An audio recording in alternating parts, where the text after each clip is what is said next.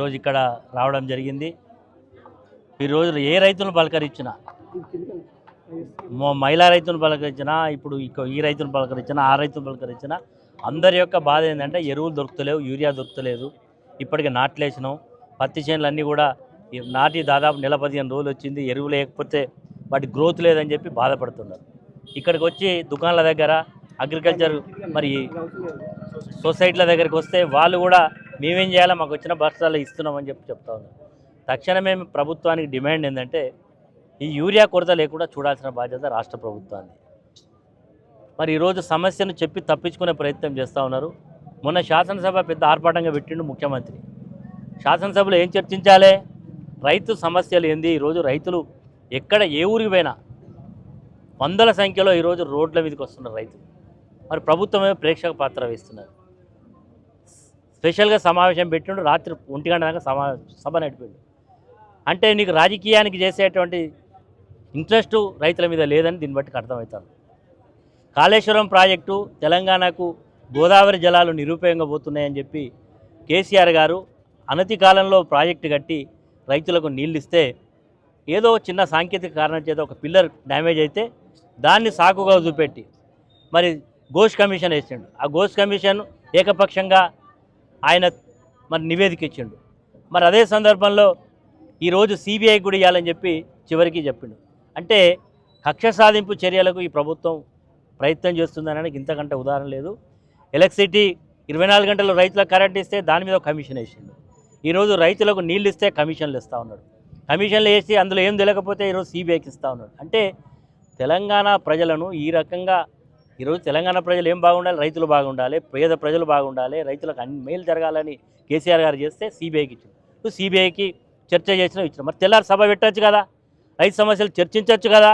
అంటే నీకు సమయం లేదు. అంటే రైతులంతే ఒక నిర్లక్ష్య ధోరణి. రైతులకు సమాధానం చెప్పకపోతే ఏమవుతుంది అనే అహంకారపూరిత ధోరణితో ప్రభుత్వం వివరిస్తున్నది. కాబట్టి రైతులు ఈరోజు రోడ్డెక్కిళ్ళు. రైతులకు అండగా మేమందరం ఉంటాం.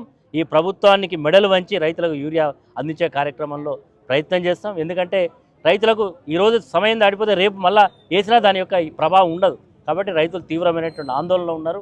ఇప్పటికైనా శాసనసభ్యులు చాలా పెద్ద పెద్ద మాటలు మాట్లాడతారు, మీకు కనబడతలేదా? రైతుల యొక్క ఆర్తనాదాలు, వాళ్ళ యొక్క బాధలు ఏం చేస్తున్నారు మీరు? మన శాసనసభ జరిగినప్పుడు మీ ముఖ్యమంత్రికి పోయి చెప్పాలి కదా, మా రైతులకు ఇబ్బంది పడుతున్నారు, రైతులు అందరూ కూడా రోడ్డు ఎక్కుతున్నారు, మరి చర్చ పెట్టండి. దీని లోపాలు ఎక్కడున్నాయి, దీన్ని ఎక్కడి నుంచి తేవాలి, యూరియా ఎట్లు ఇవ్వాలి, అన్నీ కూడా లేదు.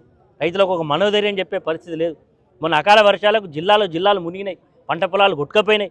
దాని మీద కూడా చర్చించే సమయం లేదా ముఖ్యమంత్రి రేవంత్ రెడ్డి? ఇంత అహంకారం ఎందుకయ్యా నీకు? నువ్వు అన్నావు కదా మార్పు అంటే ఇదేనా మార్పు? రైతులను ఉదయం 6 గంటలకు 5 గంటలకు వచ్చి లైన్లో నిలబెట్టడమే మార్పా? ఈరోజు రైతులు సొమ్మసిల్లి పడిపోవడమే మార్పా? రైతులను తీవ్రంగా ఇబ్బంది పెట్టడమే మార్పా అని ఈరోజు రైతులు ప్రశ్నిస్తూ ఉన్నారు. ఇప్పుడు పక్క పెడకండి మహిళా రైతులు ఎంత బాధపడుతూ ఉన్నారు. ఈ రైతును అడుగు చెప్తాడు ఎంత బాధపడుతున్నాడు. నిన్నటికి వెళ్ళి పాస్ పుస్తకాలు పట్టుకొని తిరుగుతూ ఉన్నాడు. ఈడికి పోతే ఆడివో, ఆడికి పోతే ఈడివో. మళ్ళీ ఇలా దొడ్డు ఉన్నది రాజ్యం. కాంగ్రెస్ పార్టీ నాయకులకు ఏం పెత్తనామండి ఇలా? అసలే రైతులు ఇబ్బందులు ఉన్నారంటే ఒక్కొక్కరికి 20 బస్తాలు వేసి పంపుతారట. ఇది దుర్మార్గం. ఆటోలో లేచి వాళ్ళకి పోలీసులు వాళ్ళకి పారాకాసి తీసుకుపోతారు. ఇదేం పద్ధతి? అందరికీ ఒకటే పద్ధతులు ఉండాలి. రేషన్ సిస్టమ్ పెట్టినప్పుడు అందరికీ ఒక పద్ధతులు ఉండాలి. ఓ సిస్టమ్ లేదు. ఈరోజు పత్తి బాకి ఇస్తున్నావు, ఆ సిస్టంలో అక్కడ ఎంతమంది రైతులు ఉన్నారు, ఎంత ఇస్తున్నావు, ఏ రకంగా డిస్ట్రిబ్యూట్ చేయాలి, ఆ సిస్టమ్ ఏం లేదు. ఎవరికి అయితే బలం ఉంటుందో వానికి అందుతున్నారు, లేనివానికి బలహీనునికి అసలే అందుతలేదు. కాబట్టి ఇప్పటికైనా ప్రభుత్వం మరి దీని మీద సమగ్రంగా ఆలోచన చేసి రైతుల యొక్క మనోధైర్యం దెబ్బతినకుండా చూడాలని డిమాండ్ చేస్తున్నాం. ఒకవేళ ఇదే రకంగా వ్యవహరిస్తే మాత్రం ఖచ్చితంగా ఈ ప్రభుత్వానికి వ్యతిరేకంగా మా పోరాటం కొనసాగుతుంది. ఇత్తులు వాడతాం మేము తినటోళ్ళం. మాకు ఈ ఊరియా లేకుంటే ఆ పంట ఏం వేసుకున్న పచ్చదనం రాదు. ఊరియాతోటే కదా సార్ వచ్చేది.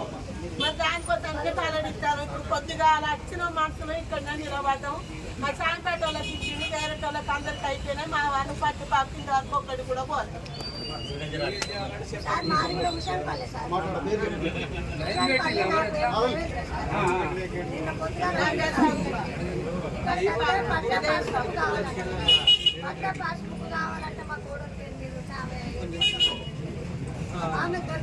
రైతులు యూరియా దొరకక తీవ్రమైనటువంటి ఇబ్బందులు ఎదుర్కొంటున్నారు. అదేవిధంగా మొన్న అకాల వర్షాలకు ఎంతోమంది రైతులు పంట పొలాలు మునిగినాయి, తీవ్రమైనటువంటి ఇబ్బందులు ఉన్నారు. మొన్న ప్రత్యేక శాసనసభ జరిపించిళ్ళు. మేము అందరం అనుకున్నాం ఈ ప్రభుత్వానికి రైతులు ఎదుర్కొంటున్నటువంటి కష్టాలు బాధలు చర్చించి వాటికి ఏమైనా పరిష్కారం ఇస్తారేమో అని అనుకున్నాం. కానీ ఏం చేసిండు రేవంత్ రెడ్డి? ఈరోజు తెలంగాణకు జీవనధారలాగా మరి ఈరోజు రైతులకు ఒక సంజీవినిలాగా ఉండేటువంటి కాళేశ్వరం ప్రాజెక్టు కట్టి రైతులకు పంట పొలాలకు నీళ్ళు ఇచ్చి భారతదేశంలోనే అత్యధిక వడ్లు పండించే రాష్ట్రాల్లో తెలంగాణ మొదటి వరుసకు తీసుకొస్తే తెలంగాణ ఉద్యమాన్ని శ్రీకారం చుట్టి పదవులను పక్కకు పెట్టి తెలంగాణ కొరకు పోరాటం చేసి తెలంగాణ సాధించి 10 సంవత్సరాలు తెలంగాణకు ముఖ్యమంత్రిగా ఉండి తెలంగాణ రాష్ట్రాన్ని ప్రగతి పదంలో నడిపించి రైతులకు కరెంటు కష్టాలు లేకుండా రైతులకు యూరియా కష్టం లేకుండా రైతులకు రుణమాఫీ చేసి రైతులకు పెట్టుబడి సహాయం కింద రైతు బంధు ఇచ్చి రైతులకు కొనుగోలు కేంద్రాలు ఏర్పాటు చేయించి ఈ రకంగా రైతుకు ఒక గొప్ప నాయకుడిగా రైతు నాయకుడిగా ఉండే కేసీఆర్ గారి మీద కుట్రపూరితంగా అధికారంలోకి రాగానే కేసీఆర్ గారిని ఏ రకంగా బదనాం చేయాలని విడతల వారీగా ఈ కాళేశ్వరం ప్రాజెక్టును చూపెట్టి కేసీఆర్ గారి ఇమేజ్ను తగ్గించే ప్రయత్నంలో భాగంగా మొన్న శాసనసభ సమావేశాలు పెట్టి ఒక ఘోష్ కమిషన్ అని వేసి అది ఒక చెత్త కమిషన్, అది కేవలం ఏకపక్షంగా ఇచ్చినటువంటి మరి అభిప్రాయాన్ని పరిగణలోకి తీసుకొని ముందుకు పోతూ ఉంటే అది సాధనదన్నట్టు సిబిఐ ఎంక్వైరీ కూడా చేయాలని చెప్పడం ఇది చాలా దుర్మార్గం. కాంగ్రెస్ పార్టీ అధ్యక్షుడు, కాంగ్రెస్ పార్టీ నాయకుడు, ప్రతిపక్ష నాయకుడు రాహుల్ గాంధీ అంటాడు సిబిఐ అంటే బీజేపీ జేబు సంస్థ, ఈడీ అంటే బీజేపీ జేబు సంస్థ. అంటే ఆ జేబు సంస్థకే కేసీఆర్ గారి యొక్క మరి కాళేశ్వరం ప్రాజెక్టుని ఇవ్వడం అంటే ఈరోజు మోడీ, ఈరోజు రేవంత్ రెడ్డి ఇద్దరు కలిసి కేసీఆర్ గారి యొక్క ఇమేజ్ను తగ్గించే ప్రయత్నం చేస్తూ ఉన్నారు. కాబట్టి ఈ 2 చర్యలకు రైతులకు యూరియా ఇవ్వలేని అసమర్థ ప్రభుత్వానికి వ్యతిరేకంగా అన్యాయంగా కేసీఆర్ గారి మీద పెట్టినటువంటి సిబిఐ ఎంక్వైరీ రద్దు చేయాలని రైతుల పక్షాన డిమాండ్ చేస్తున్నాం. తక్షణమే రేవంత్ రెడ్డి బేషరతుగా మరి క్షమాపణ చెప్పి దాన్ని రద్దు చేయాలని కోరుతున్నాం. రైతులకు యూరియా ఇవ్వలేని అసమర్థ ప్రభుత్వాన్ని ఖచ్చితంగా మెడలు వంచే కార్యక్రమం రైతులు చేస్తారు. ఇప్పటికే రుణమాఫీ సరిగ్గా ఈ రైతులకు యూరియా రాక సరైన పద్ధతిలో రైతుల సమస్యలను అడ్రస్ చేయక ఈ ప్రభుత్వం కాలయాపన చేస్తుంది. కాబట్టి ఈరోజు బీఆర్ఎస్ పార్టీ ఈ ప్రభుత్వానికి వ్యతిరేకంగా కార్యాచరణ చేపట్టాం. మెడలు వంచుతాం ఈ ప్రభుత్వానికి. రైతుతో పెట్టుకున్నాడు ఎవడు కూడా ముందడ పడలే. ఇప్పటికైనా ప్రభుత్వం ఒళ్ళు దగ్గర పెట్టుకొని వివరించమని కోరుతున్నాం.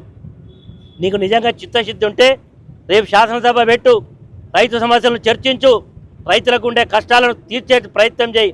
కానీ ఈరోజు అవన్నీ ఏం చేయకుండా ఈరోజు కాలయాపన చేస్తున్నాం. మిస్టర్ రేవంత్ రెడ్డి ఖబర్దార్, మరి ఒళ్ళు దగ్గర పెట్టుకొని ఉండు. లేకపోతే మాత్రం ఏ ప్రభుత్వమైనా రైతులతో పెట్టుకుంటే మర్చి బూడిదైపోయింది, నువ్వు కూడా తప్పకుండా కాలగర్భంలో కలుస్తావని హెచ్చరిక చేస్తా ఉన్నావు.